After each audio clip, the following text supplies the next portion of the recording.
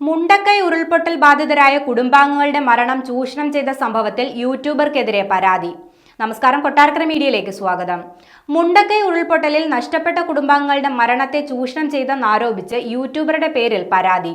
മുണ്ടക്കൈ സ്വദേശി Kalathingal നൌഫലാണ് movie pics എന്ന YouTuber ഉടമയുടെ പേരിൽ മേപ്പാടി പോലീസിൽ പരാതി നൽകിയത്.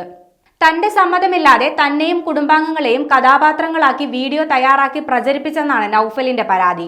തന്നെ കൂടുതൽ അപഹസിക്കുന്ന രീതിയിലാണ് വീഡിയോ ചിത്രീകരിച്ചതെന്നും ഇത് കാരണം മാനസികമായി തളർന്നു പോയെന്നും നൌഫൽ പരാതിയിൽ പറയുന്നു. യൂട്യൂബ് ഉടമയെ ഫോണിൽ ബന്ധപ്പെട്ടപ്പോൾ അദ്ദേഹം വളരെ മോശമായി പെരുമാറിയെന്നും ഭീഷണിപ്പെടുത്തിയെന്നും പരാതിയിലുണ്ട്. മുണ്ടക്കൈ ഉരുൾപൊട്ടലിൽ ഭാര്യയും മക്കളുമടക്കം 11 കുടുംബാംഗങ്ങളാണ് നൌഫലിന് നഷ്ടമായത്.